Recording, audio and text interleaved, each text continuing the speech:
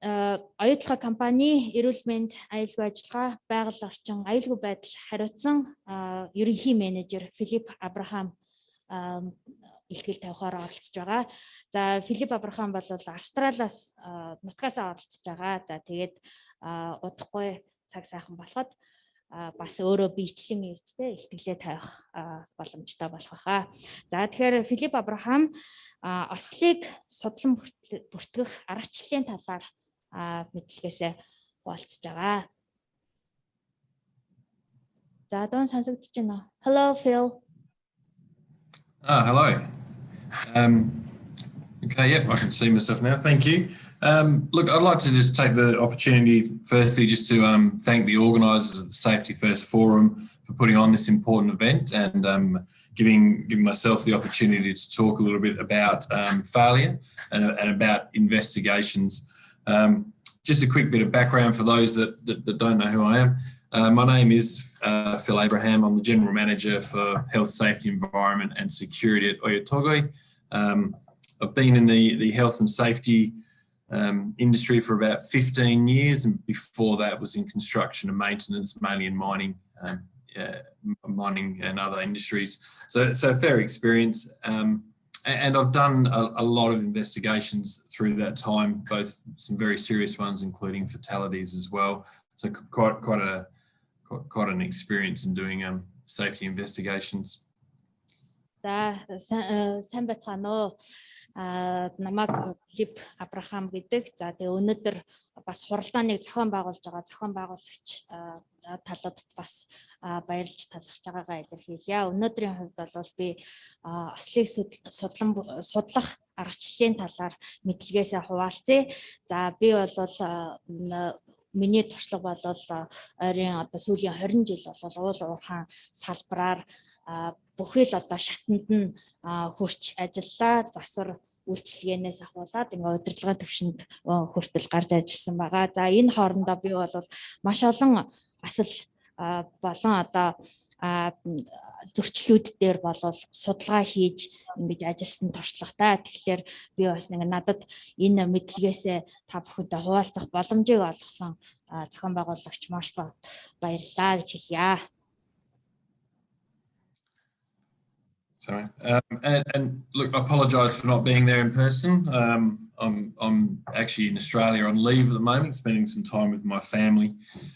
This presentation will be in two parts. The first one is really to sort of promote a little bit of thought around how we should view failure and what causes failure or incidents to occur.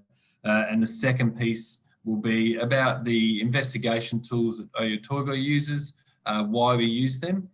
And I really would like to see this being not so much just a presentation, but maybe the start of a longer conversation and collaboration with other members of the Safety Forum and the Mongolian industry to see that what we can do to provide better learning outcomes from incidents and prevent them from happening in the future. За би одоохондоо Австралид байгаа. Уг нь бол амралттай байгаа. Гэхдээ болов энд оролцож байгаадаа баяртай байгаа. Өнөөдрийн илтгэлийн хувьд бол хоёр зүйлийг би ярина. Нэгдүгээрт нь дутагдал, зөрчил, осол гэж юу юм? Яаж энэ одоо осол зөрчил одоо үүсдэг юм бэ? Хоёрдугаарт нь оюутлогод хэрэглэгдэж байгаа одоо ослыг судлах арга аргачлалууд юу байгаа вэ? Тэрнээсээ бас хуваалцъя гэж бодлоо. Right, well, next slide, please. Дараагийнх слайдыг би явуулах. Okay, so a couple of quotes just to get some thinking going before we start. So the first one is from Alvin Toffler. The illiterate of the 21st century will not be those who cannot read and write, but those who cannot learn, unlearn and relearn. And the reason I've shared that quote is, for me, it's really important that we start to think differently about failure. In the past, we've often looked to simple root cause and simple answers, and we need to unlearn that approach and learn a new approach that understands the complexity of work. За би ихтгэлээ эхлэхээс өмнө Alvin Toffler гэдэг нэг зохиолчийн нэг хэлсэн үгийг иш татъя гэж бодлоо. Тэр бол 21-р зуунд боловсралгүй хүн гэдэг бол бичиг үсэггүй хүн биш юм аа. 21-р зууны боловсралгүй хүн бол сурах ирмэлзэлгүй, эсвэл сурсан зүйлээ шинчлэхтэй чадваргүй, чадамжгүй энэ хүнийг хэлнэ гэсэн байгаа. Тэгэхээр энэгээрээ би юу хэлэх гээд байна гэхээр өмнө нь бол алдаа, осол зөрчил гарахад бол маш одоо энгийн өнцгөөс шууд хардаг байсан. Одоо болвол тэ гарсан үр дүн нь бараа судлагдаагүй байхад тодорхой юм шиг байдлаар ингэж хардаг байсан. Тэгэхээр бид нэр энэ одоо хандлага, энэ одоо аппрочийг одоо өөрчилж бид нэр шинээр осол дутагдал яаж гардыг, яагаад гардаг юм бэ гэдэг талаас нь харж чухалаа. And the second quote is by Todd Conklin, one of the sort of grandfathers of the safety differently movement and a key developer of the human and organisational performance tools. And this one can be a little confronting for some leaders, but I think it's really important. So that workers do not cause failure. What workers do is trigger a whole lot of weakness that exists in the environments, processes, systems, job sites and work organisation itself. These are not new or unusual, they're always present in your organisation. So the first bit, workers do not cause failure. За бас нэгэн иш татах үг байна. Тэр нь болохоор Todd Conklin гэж аюулгүй ажиллагааны одоо өвөг эцэг гэж хэлж болох юм хүн байгаа. Судлаач, юм багш, сургагч хүн байдаг. За энэ хүн бол ерөөсөө ажилтан хүн гэдэг бол ажилчид гэдэг бол алдаа дутагдал, бүтлгүүтэл одоо тий ослын шалтгаан биш юм аа. Ажилч харин одоо тухайн ажиллаж байгаа орчин нөхцөл, процесс, тогтолцоо, за ажлын талбар, байгууллагын үйл ажиллагаанд орж байгаа бүх сул талуудын нийлбэрийг сэдрээгч юм аа гэж хэлсэн байдаг. Тэгэхээр энэ сул талууд нь одоо цаашин ч юм уу эсвэл гажууд зүйл бол биш, байж л байдаг, хүний амьдралтай ажил орчинд байж байдаг ийм зүйл юм аа. So 5 things. Mistakes are normal. We all make them. Blame fixes nothing. If you blame a person we haven't learnt. Context drives behaviour. Our organisation influences how people behave. Learning is the key. We only improve when we learn. And how we as leaders respond to failure is key. Our response is so important. A poor response will stop us from learning. За Todd Conklin гэдэг хүн бол одоо осол зөрчлийн талаар нэг 5 үндсэн зарчим гаргаж ирсэн байдаг. Тэр нэгдүгээр зарчим бол алдаа дутагдал байж олно. Энэ бол хэвийн зүйлээ гэж хэлсэн байгаа. Хоёрдугаар зарчим нь бол бусдыг буруутгаснаар бид нэр юу ч олж одоо тий сурахгүй, юу ч олж одоо өөрчилж чадахгүй. За гурав дахь нь агуулга болвол одоо зам байдлыг чиглүүлдэг юм аа.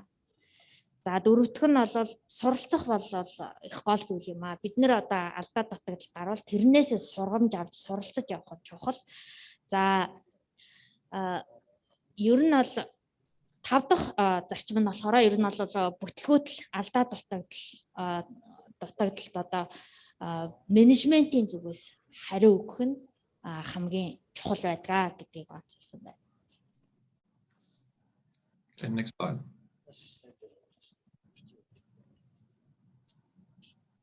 За энэ явдаггүй. Энэ слайд компьютерээс явуулаад эндээс камерыг яагаад офсгүй явуулж шүү дээ. за While the slide's settling, so in every one of our businesses we have training, we have standards, procedures, and we develop this picture of what work looks like, and that's represented here by the blue line. It's how we imagine work will be done. За ажлыг одоо төлөвлөхдөө бид нар бол одоо яаж ажил юу нь яаж явагддаг вэ гэдгийг одоо энэ нэг юм шулуун зураас болон энэ нэг юм одоо морой зураасаар би илэрхийлэхийг хүссэн. За энэ юу вэ гэхлээр одоо цэнхэр өнгийн шулуун зураас бол бид нар яг одоо ажиллаа тэ төсөөлөн төлөвлөхдөө бүх зүйл ямар ч одоо асуудалгүйгээр ингээд шулуун шугамаар явнаа гэж ингэж үздэг гээ. Reality is, it's not how work gets done.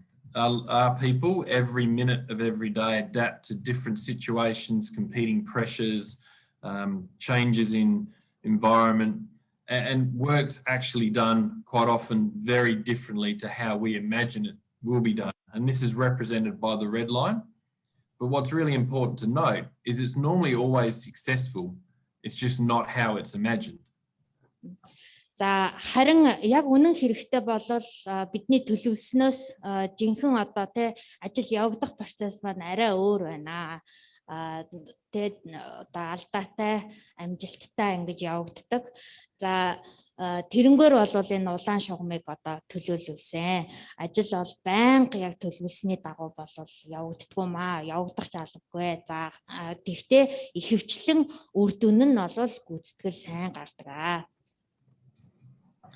And even more importantly, it's the dynamic decision making of our workers at the front line, making constant changes to the plans that actually enable us to achieve safe work because they're adapting to the reality around them. So our role as leaders is to actually understand, to learn what is the difference between work is planned or imagined versus the way it's really done, and try and close that gap by taking away or removing the influences, the changes, the things that require our people to adapt and enable us to close the gap so the difference between work is imagined and work is actually done gets smaller, so we know it can be done safer. За одоо ажил үүргийг яг хийгээд гүйцэтгээд ирэхээр тухайн ажлын орчин, за тэгээд одоо хүмүүст тулгарч байгаа одоо дарамтууд ч юм уу саад бэрхшээлүүдтэй өдөр тутам тулгарч байгаа саад бэрхшээлүүд болон нөхцөл эрсдлээс болоод ажил яг төлөвлөсний дагуу бол явагдахгүй байх нь илбэг. Гэхдээ эндээс хамгийн чухал нь бол удирдлагын түвшинд бид нэр ийм зүйл байдгийг хүлээн зөвшөөрч ойлгох. Мөн одоо ийм өөрчлөлттэй орчин одоо төлөвлөгөө байнга өөрчлөгдөж байгаа энэ нөхцөлд бид нэр одоо дасан зохицож мөн ажилчдыгаа ч гэсэн дасан зохицож ажиллаа аюулгүйгээр хийж гүйцэтгэхэд нь тус дэмжлэг болохыг ирмэлзэх шаардлагатай байдаг. Okay. And so that was concept one, is that work is never done like we think it is. Concept two is hindsight bias. Every human has a tendency to overestimate their ability to predict an outcome that could never have been predicted. So after an incident, everything looks very simple and it looks very linear, but this is never the reality. За тэгэхээр миний түрүүн хийсэн зүйлүүдийг зүгээр багцлаад хэлэхэд ажил хийзээч болвол одоо яг төлөвсөн юм шиг те төгс төгөлдөр явахгүй байх нь илбэг. Нөгөөх нь бол хүнд нэг урьдчилсан бодол гэдэг зүйл бий болцсон байдаг. За тэгэхээр одоо ямар нэг байдлаар одоо алдаа эндэгдэл осол гарахад тухайн одоо тэр төлөвлөгөөнөөс болоод урьдчилсан одоо те энэ осол болвол яг л эннээс болчлоо. Одоо яг энэ одоо алдаа дутагдлаас болоод үүсчлээ. Энэ шалтгаанаас болчлоо гэдэг юм урьдчилсан бодол хүнд ингээ бий болчихсон байдаг. Тэгэхээр тэрийг болвол үгүйсгэх юм зорилготой юм аа. Урьдчилсан одоо тэр бодлыг одоо тий эсвэл бодомжийг одоо бид нэр үгүй хийх хэрэгтэй. Харин тодорхой байна штэ гэж үзхийн оронд за энэ яагаад ийм одоо эндэгдэл зөрчилтэй төлөвлөгөөний өөрчлөлт гэдэг юм уу гарч авъя гэдгийг сайн одоо ухаж ойлгох шаардлагатай байдаг.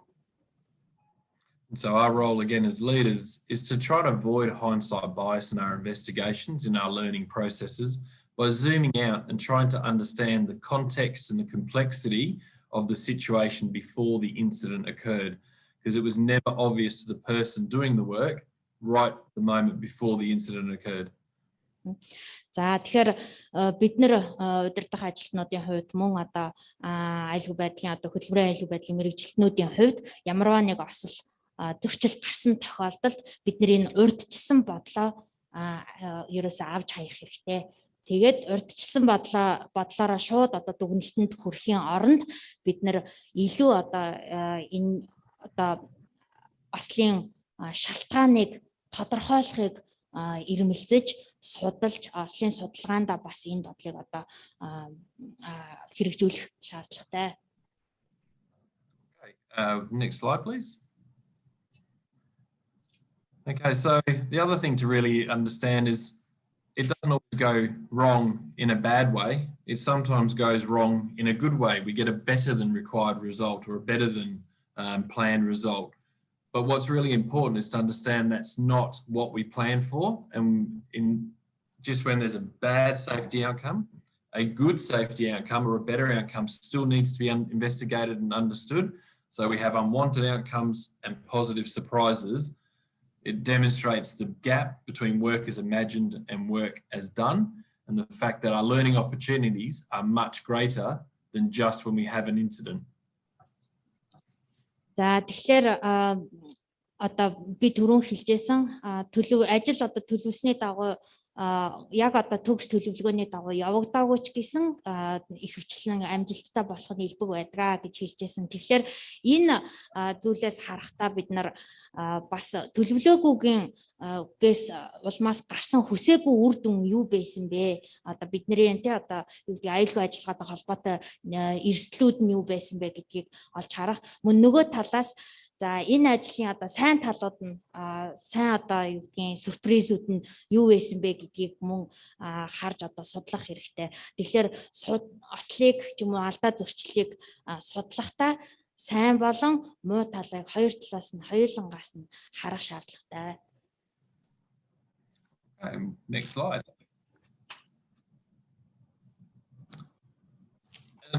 Concept 4, we're all human after all. Our people that are doing the work, they work within an organisation that is complex systems, complex environments, complex task requirements, and it's understanding the linkage of people, task and environment that's really important in our learning.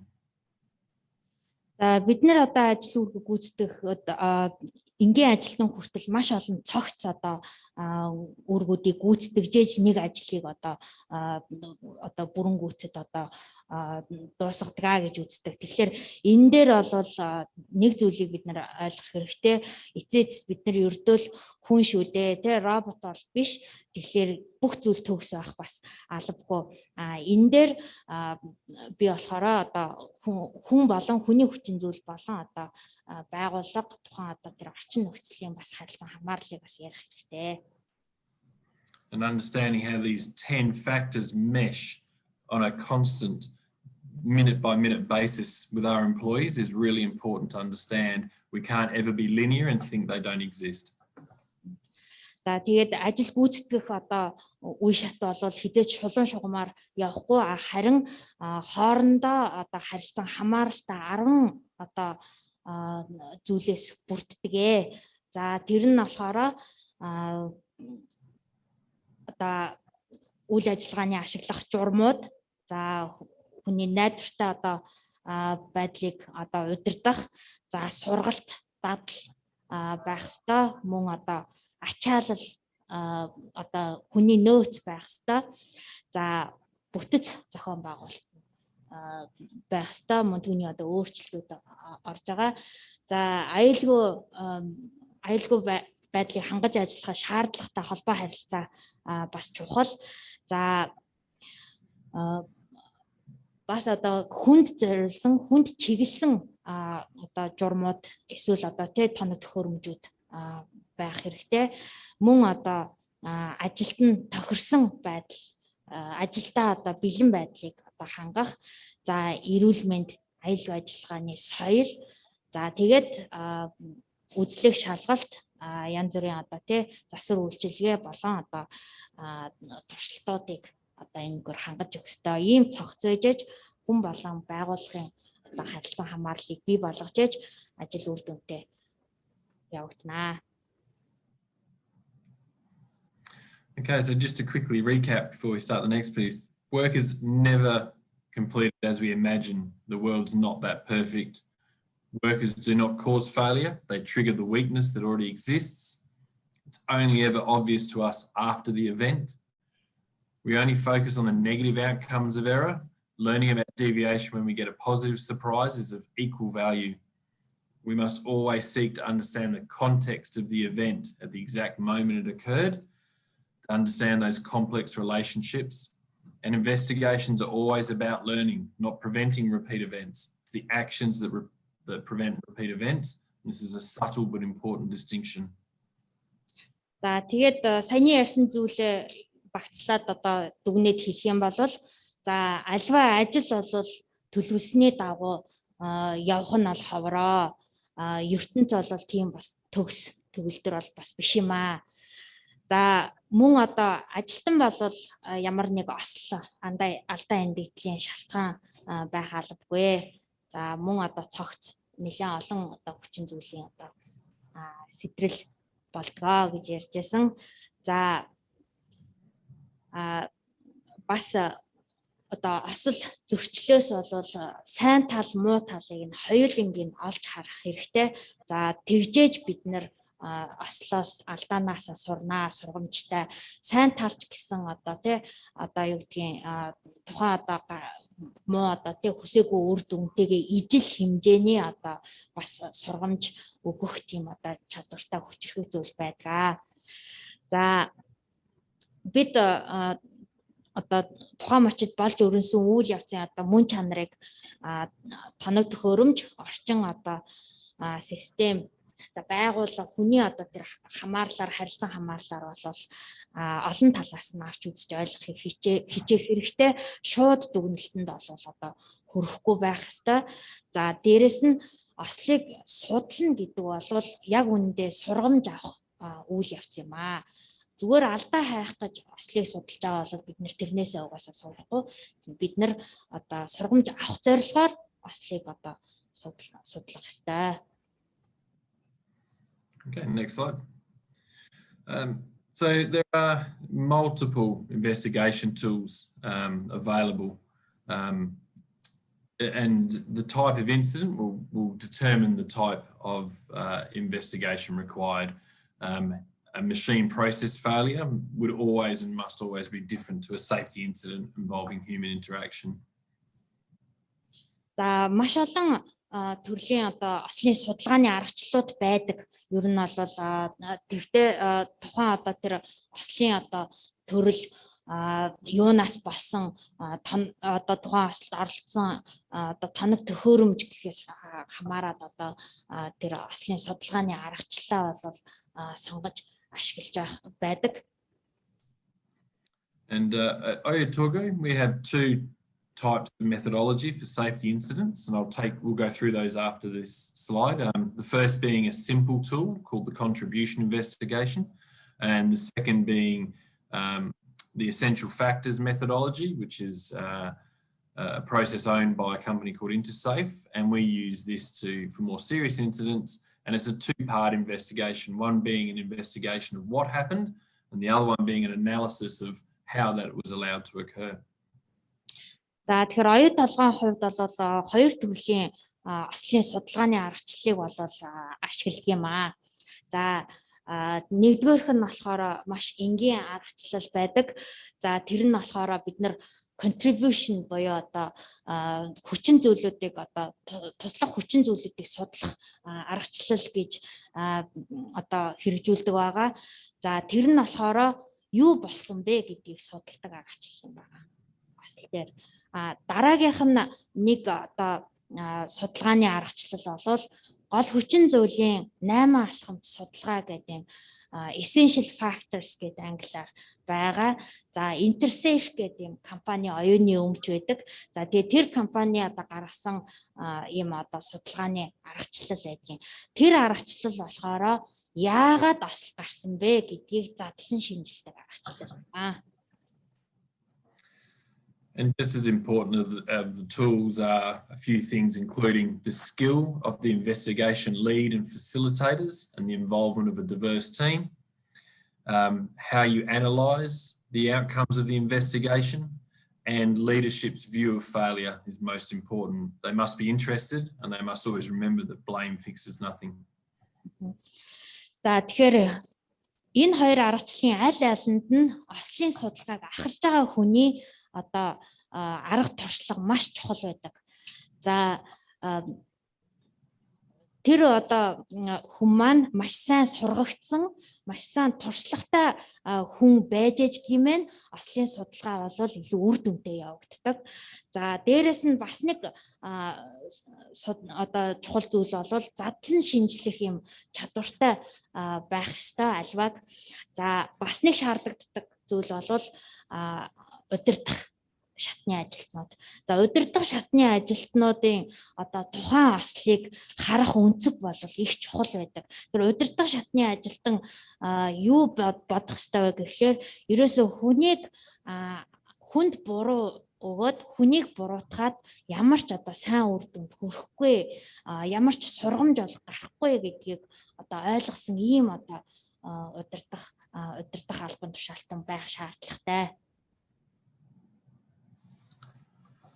So this is the first tool, the contribution investigation tool, a very simple one-page tool designed to be used by the front line, the people involved in the incident, their leaders, they're trained in this, and the intent is to brainstorm what could have caused it to go wrong, understand why those factors existed, and then come up with the one or two actions that they can influence that will change the outcome.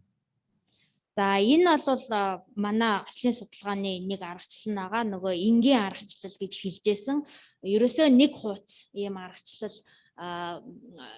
нэг хуудас юм одоо загвар маягтан дээр бид нар багаараа сууж агаад одоо тухайн одоо осол гарсан осолд холбогдсон одоо ажилтнч гэдэг юм уу. За тэгээ түүний одоо ахлах удирдлагууд сууж агаад хамтдаа brainstorm буюу одоо нөгөө аюуны шуурга гэж манайхаар орчуулад байгаа хамтдаа одоо тий санал солилцох байдлаар одоо ослын судалгааг эхлүүлдэг байгаа. Тэгэхээр энээс гарах гол үр дүн нь бол энэ осол юунаас болоод одоо гарчваа.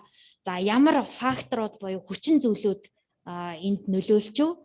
За тэгээд түүнийг одоо товчхоноор тодорхойлоод цөөн хідэн одоо тэр ослыг одоо тий шийдвэрлэх одоо хяналтын арга хэмжээг тодорхойлоод дуусгах ийм одоо аргачлал байдаг юм аа.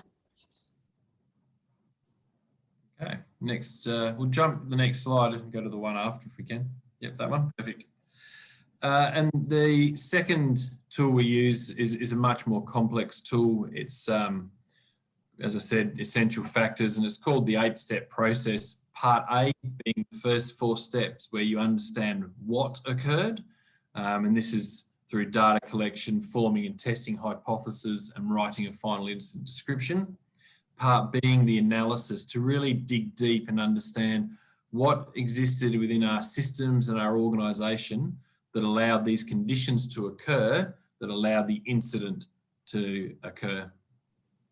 За энэ хоёр дахь аргачлал нь болохоор гол хүчин зүйлийн судалгаа гэдэг юм 8 алхамтай одоо интерсек компаниас ингэж одоо оюуны өмчийн юм одоо аргачлал байдгаа гэж ярьжсэн. Тэгэхээр энэ бол ерөөсөө гол нь нэгдүгээр хэсэг нь болохоор юу болсон бэ гэдгийг шат дараатаагаар нь тодорхойлдог.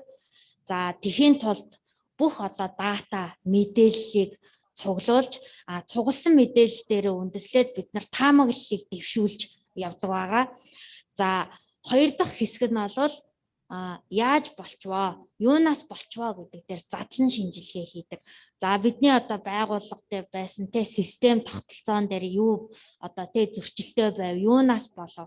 За тухайн үед одоо те ямар одоо хүчин зүйлүүд нөлөөлөв гэдгийг ингэж одоо дэлгэрэнгүй байдлаар хардаг ийм одоо аргачлал байгаамаа.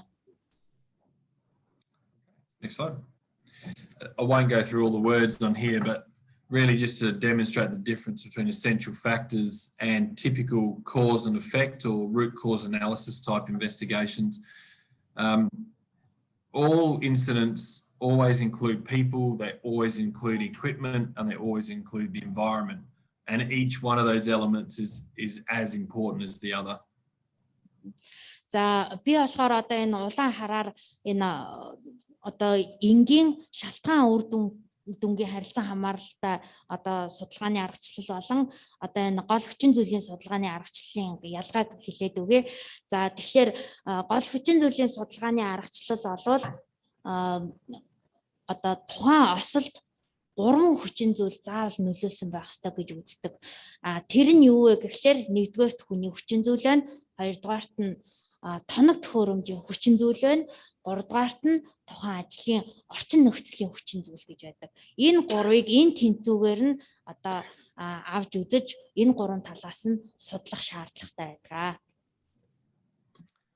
And this is different to a cause effect investigation, which always relies on the premise that 80% of incidents are caused by human error or unsafe acts, which automatically leads to judgment and value decisions being made on what people did and did not do. За харин нөгөө талаар бол энэ шалтгаан үр дүнгийн одоо аргачлал гэж байгаа. Энэ бол одоо нөгөө бидний хуучны одоо 80-20-ын зарчмыг үздэг. 80% нь одоо хүний буруутай ослын одоо 80% нь хүний буруутай үйл ажиллагаагаас хамаардаг.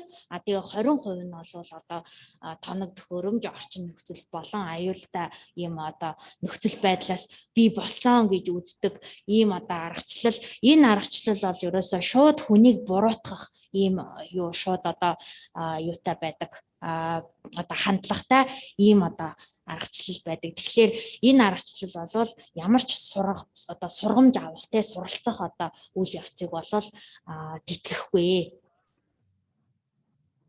Last slide.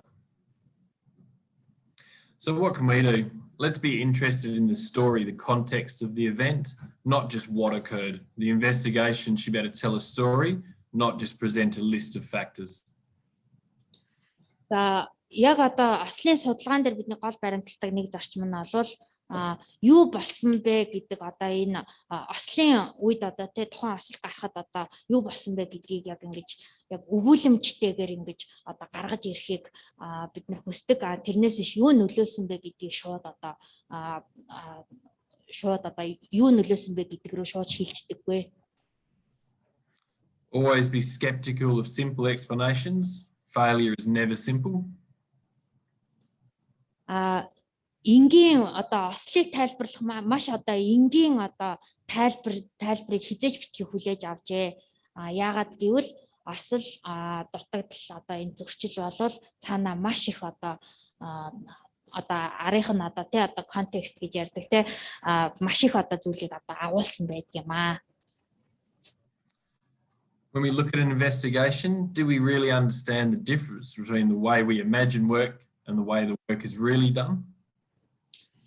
За тэгээд ослыг судалж байхдаа мөн адилхан түрүүн хэлжсэн ажил яаж хийгдэн гэж одоо тэ төлөвлөгдөж төсөөлөгдөж байсан. Тэгээд хэрхэн хийгдсэн бэ гэдэг хоёрын одоо ялгааг олж харахыг хичээж байгаарэ.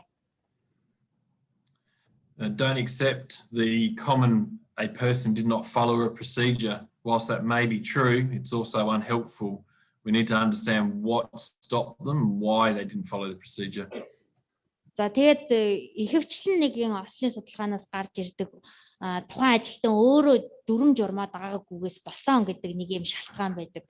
Тэрийг хизээж битгий одоо тий дангаар нь хүлээж авчээ. За үнэн байж болно. Хүнээс одоо тий тэр хүн дүрм журмаа дагаагүй байж болно. Гэхдээ тэрний цаадах одоо тий яагаад дагаагүй вэ гэдгийг энэ одоо олж мэдэхгүй байвал энэ бол маш одоо юу гэх хэрэггүй одоо тий одоо үр дүнгүй зүйл болно.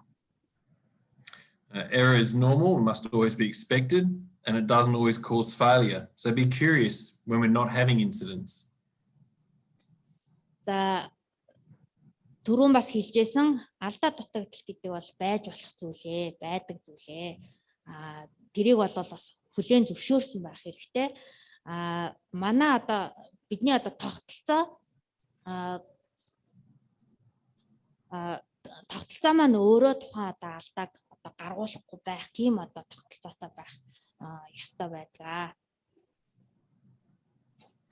And always be interested in the organisational and cultural factors. These are what actually established or set up the weakness in our system and allowed it to exist. And our actions can't fix people. The action must always fix the system that was weak in the first place.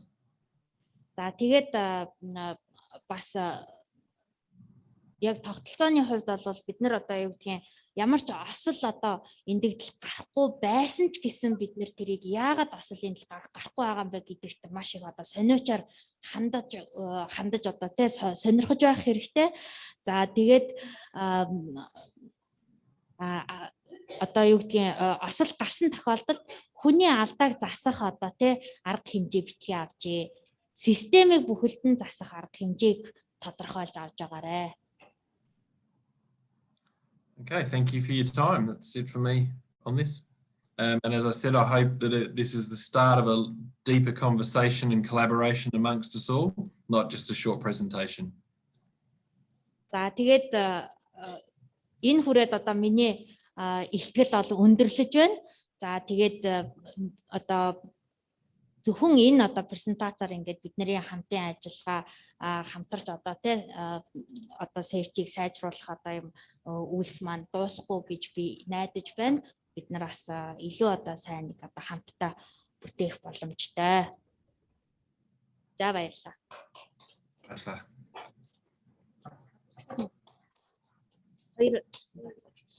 Нэг тодруулаад нэг цаг авчмаар байна Абарахамаас. Бид 100 мөрөө бидээд хэрэг одоо Абарахамд яг энэ чиглэлээр ярилцах сонирхтой хүмүүс байв тий. Энэс тустай 100 мөрөө яагаад линк нөгөө тийм ээ. Тэр цаг нь хэдээс хэдэн хооронд байж болох вэ? Абарахамаас асуугаад өгөөч.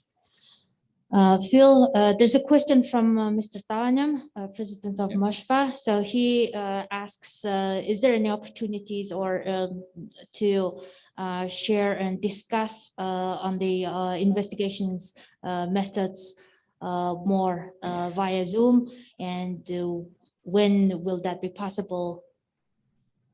Yep, so absolutely. Look, happy to share even the material and training that we've developed for our own tools. Obviously, we can't with the essential factors, given it's a trademark tool, but happy to talk more on it. We can do that over the next few weeks, and I'll be back in Mongolia by the end of November, so we can do it in person then as well. За тэгэхээр бид нэр одоо өөрсөндөө хэрэгжүүлж байгаа ослын судалгааны аргачлал одоо мөн одоо би болгосон сургалтын материалуудаас тий хуваалцахад бол маш их одоо баяртай байх болно. За би 11 сарын сүүлээр Монголд ирнэ. Тэгэхээр одоо илүү ингээд бас онлайнаар ч биш тий одоо ингээд бичлэн уулзах тэр боломжийг бол би хэлж байна гэж. Okay, please make plan in November, maybe. 11 сард нэ. Төлөвлөгөө хийж нэг зарлцсан сайн байна. Нийт энэ сонирхож байгаа хүмүүс байгаа. За тэгэхээр 11 сарын сүүлээр эргээд бид нартай бүгдийнхээ боломж бололтойг харж агаад за тэгээд юм бас нэгэн одоо юм тусгай хуралдаан зарлж ярилцахад бэлэн байна. Түрүүн хийсэн дээр нэг юм мартчихаж яг одоо гол хүчин зүйлийн 8 алхам судалгааны аргачлал болохоор өөр компани оюуны өмч учраас тэрэн дээр бол бид нар одоо хуваалцах одоо юу гэдгийг те боломж бол хомс байх бах. Гэхдээ одоо бид нар өөрснөө дотооддоо хэрэгжүүлж байгаа те судалгааны аргачлалуудаа бол хуваалцахад бол баяртай болно. Okay. Thank you Phil. Баярлалаа. Дараагийн презентац ихтгэл маань аюул эрсдлийг төлөвлөх шатанд хянаж бууруулах ихтгэл байгаа. За тэгэхээр оюутлахад бол ажил үүргийг эхлэхээс өмнө бас одоо ажил төлөвлөгдөж явах явцад нь холбогдох бүх одоо эрсдлүүдийг нь тодорхойлж те ажил эхлэхээс өмнө хянах одоо ийм одоо аргачлалыг бол нэвтрүүлж ажилладаг юм аа. За тэгэхээр тэрнийхээ одоо сайн туршлагуудаасаа бас хуваалцнаа. Phil, are you still on the line? Certainly am. Yes, we're moving on to the presentation on the eliminating or reducing the risks in the work planning state. Yep. Okay. You want me to talk to that one? I can do that. Yep. Perfect. Okay. So apologies from Zaya, safety manager that was going to present. He unfortunately found himself in hospital at 3 a.m. this morning having his appendix removed. So, but he is doing okay. За тэгээд энэ илтгэлийг бол уг нь бол манай аюулгүй ажиллагааны менежер Бацаяа гэж хүн тавих байсан боловч гинтийн одоо эрүүл мэндийн шалтгаан гараад тэгээд урчин яаралтаагаар мистас хагалгаанд ороод ингээд явсан байгаа. Тийм учраас одоо Филип Абарахам өөрөө энэ илтгэлээ болол тавиа явчихнаа гэж. So probably over duration, or maybe over the last few years, I did really work to start to try and plan better and eliminate risk at the planning phase. And why is this important? Having a systemic planned approach to risk elimination means that it's repeatable and aligned in the way it's executed in the field. And it really gives us the option to either go about our work where we're guessing that we're going to get the good outcome, or we can go about our work in a planned, knowing way that helps us achieve the goal of eliminating risk. За өнгөрсөн жилүүдийн хугацаанд ойлгох зүгээс бол бид нар бас ажлын байран дээр одоо сайжруулалт хийх зорилгоор бол нэг тодорхойсон чиглэл нь болохоор ер нь ажлаа маш сайн төлөвлөж байя гэдэг юм одоо чиглэл гаргаж ирсэн.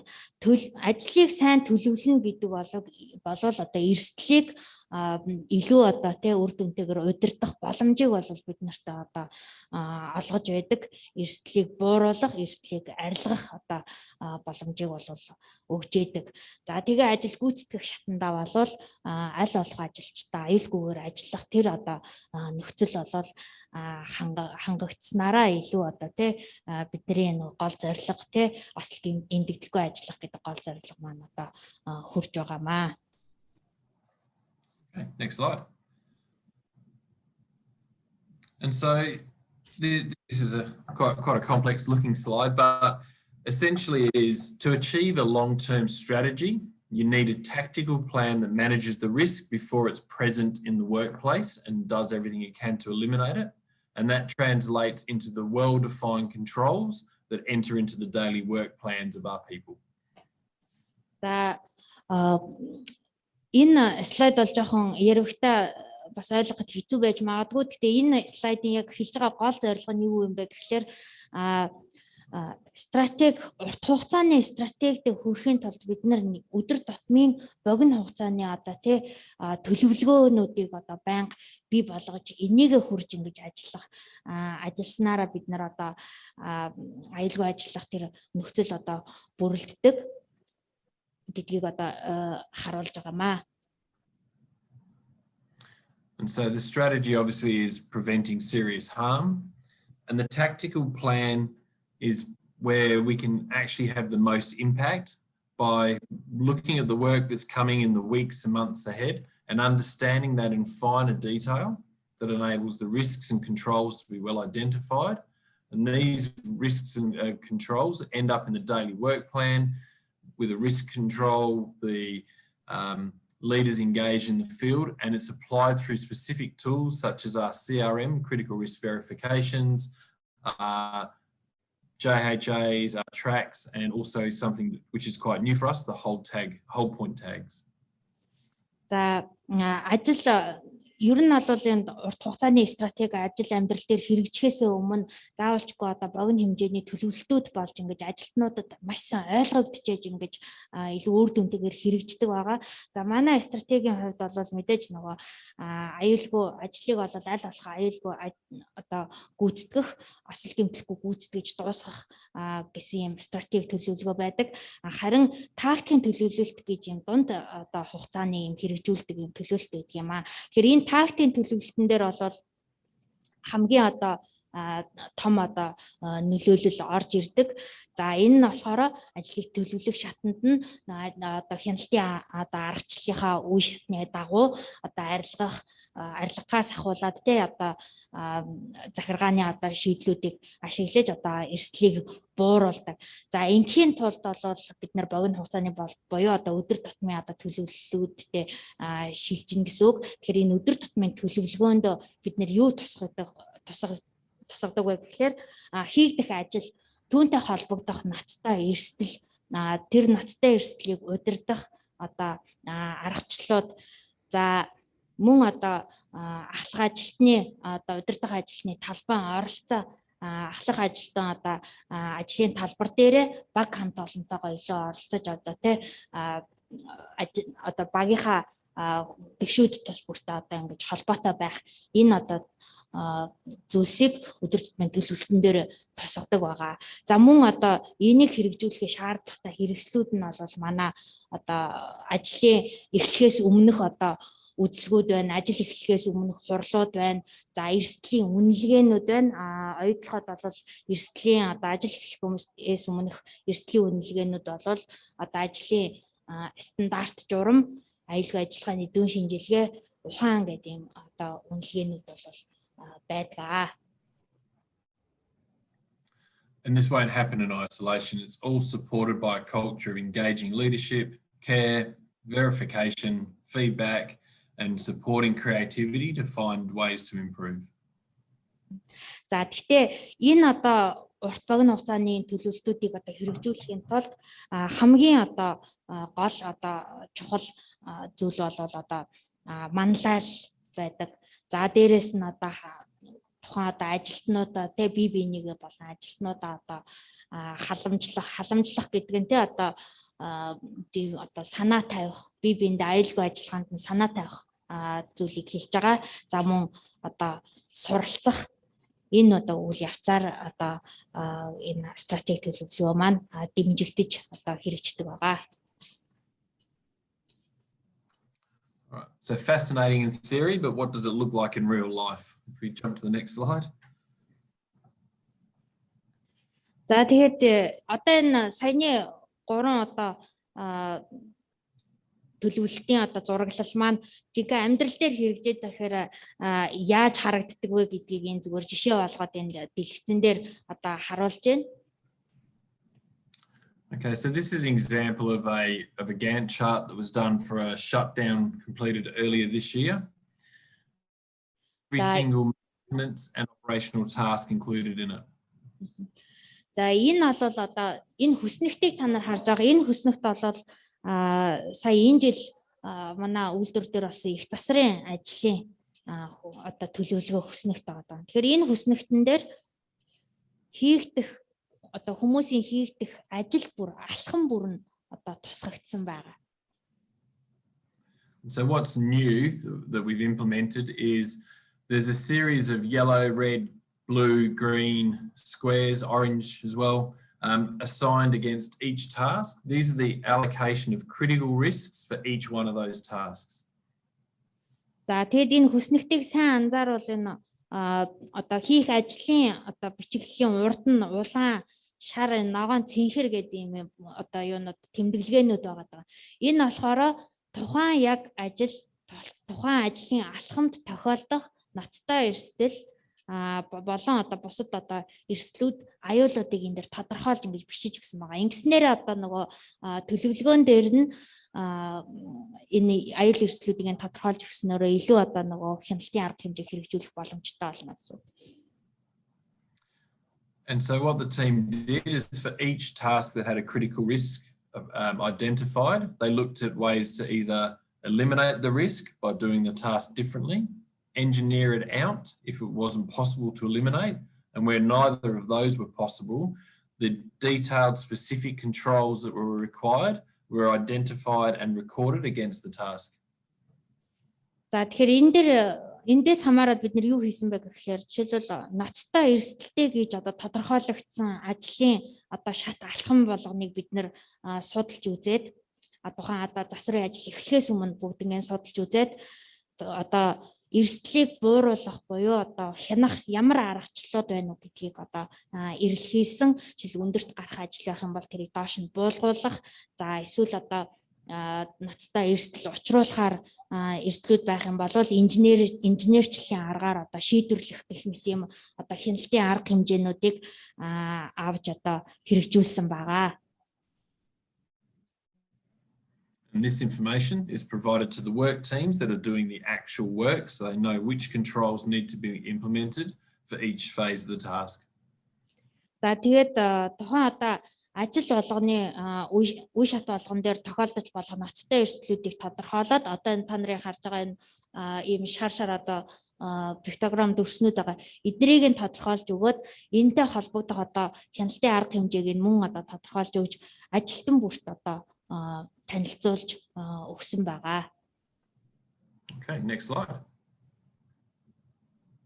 Okay, so knowing the controls is important, but what's really important is that they're in place and effective when the team is doing the work. And so we've also introduced what we call the hold point tag.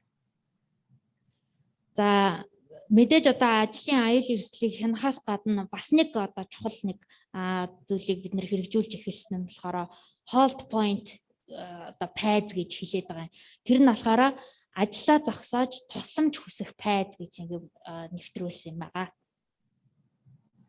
And the intent of the hold point tag is so that where the critical control is identified at the specific phase of the task or on the specific piece of equipment, the tag is put on that piece of equipment so that as the team gets to that phase of the work, it promotes them to stop, call the supervisor and have the supervisor come and check the controls are effectively implemented before they continue. За энэ улаан пайзны нэг одоо гол зорилго нь юу байсан бэ гэхээр одоо ноцтой эрсдэлтэй гэж тодорхойлсон ажлын шат одоо шат алхам болгон дээр бид нэр энэ улаан пайзыг байрлуулсан. За тэгээд энэ улаан одоо пайз юу гэж илэрхийлдэг вэ гэхээр энэ улаан пайзыг харахаараа ажилтан за би яг энэ үе шатн дээр ажиллаа зогсоогоод ахлах ажилтнаа удирдах ажилтнаа мэдэгдээд за тэгээд нэмэлт одоо хяналтын арга хэмжээнүүд болон одоо зөвлөмжүүдээ аваад ингээд ажлаа үргэлжлүүлэх ийм одоо боломжоор бол хангаж өгсөн байгаа. This is a simple process that makes it easier for people to get right and harder to get wrong by reminding them at the specific time to stop and think and make sure the controls are effective and use their supervisor for that support. За тэгээд энэ бол одоо бидний хувьд одоо тухайн одоо ажил эрсдэлтэй ажил үүрэг дээр ажиллаа зогсоогоод хяналтын арга хэмжээнүүдийг дахин нэг шалгаад те одоо үр дүнтэй байгаа эсхийг дахин нэг шалгаад за дээрэс нь одоо ахлах ажилтнаасаа ажлаа илүү аюулгүйгээр гүйцэтгэхэд юм тусламж хүсэх юм бололцоог одоо нээж өгсөн маш энгийн юм одоо арга хэлбэр болсон. And this idea was actually not brought about by the safety team. It was actually the crew that identified this as an opportunity.